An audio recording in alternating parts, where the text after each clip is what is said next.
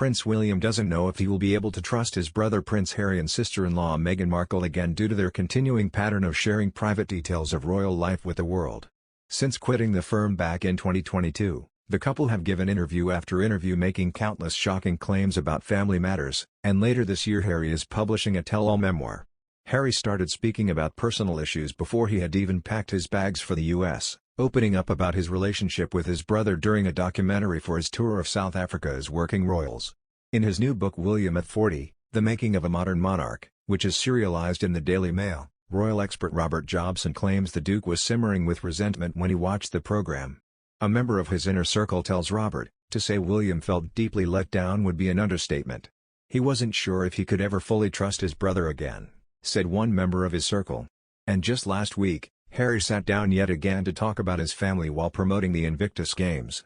He shared details of his private meeting with the Queen during his secret visit to the UK and refused to answer questions about missing William. However, Robert believes that William has been most upset by Harry and Meghan's attempt to use Sussex royal in their post-royal lives, despite being banned from using the word royal in any of their branding. Of their decision to try and use it anyway, a source tells Robert, that was it for William. He felt they'd blindsided the Queen in such an insulting and disrespectful way.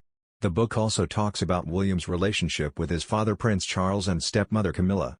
Robert claims that Charles hates confrontation while William has a fiercer temper.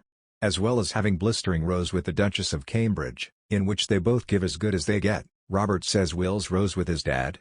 He believes this means Charles treads carefully with his eldest son and shows his not to address his lack of respect. Charles respects the hierarchy of the family and also lets his mother lead the way. The book suggests William doesn't do this with his father and instead sees them as equal heirs. But while Charles won't address this, Robert suggests it's a very different case with Camilla, who isn't afraid to point out the royal protocol and will put him in his place. An insider tells the book, the truth is the Duchess feels it is her duty to protect the Prince of Wales from himself sometimes. He is going to be king, and she doesn't mind reminding others in the family of that now and again, and that includes his son and heir. In the book Robert also looks ahead to William's role as king, but believes he'll be a very different monarch to the Queen and Charles. He claims William has been thinking deeply about what he wants his time on the throne to look like, and doesn't believe he'll be as passive as his grandmother. Robert also believes William will be more private than his predecessors and will be more robust at challenging advice from those around him. Earlier this month, research found half of Britons think Charles should step aside and let William become king next. The Ipsos research found that 42% of people think Charles should step aside for his son William to take the throne. This compares with 24% who think the prince should not stand aside for the Duke, while 29% do not have strong feelings on the issue.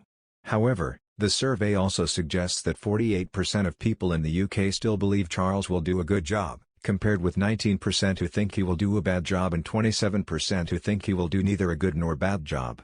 The research, which consisted of interviewing a representative sample of 2,055 British adults on March 24 and 25, also found that the proportion of people who view Charles favourably has increased since 2018 to 43%, up 11 percentage points. With his recent comment to NBC's Today regarding ensuring Her Majesty is protected and surrounded by the right people, Prince Harry is believed to have hit out at the Queen's closest advisors who helped thrash out the terms of the exit from the firm as senior royals of the Duke and Duchess of Sussex, a process which became known as Megxit. Meghan Markle and Harry announced in January 2020 they intended to create a new role for themselves within the royal family, which would have seen them becoming financially independent from the sovereign grant while still representing the Queen and the Crown through engagements and patronages, but their solution was reportedly not deemed workable. They eventually stepped down as full-time working members of the firm and had to renounce carrying out royal duties as well as their military and royal patronages. A source told The Sun, the protection comment is perceived to refer to the way he thinks the Queen is ill-advised by those around her, particularly during the Megxit Sandringham summit. Prince Harry, who did not elaborate on whom he believes are the right people to surround the Queen or what she needs protection from, called some of the aides who were involved in the Megxit process vipers in the past, the publication has claimed. Prince Harry and Meghan Markle were in the Netherlands to attend the Invictus Games, and according to reports, the royal couple were seen flanked by a number of security guards on day 2 of the games.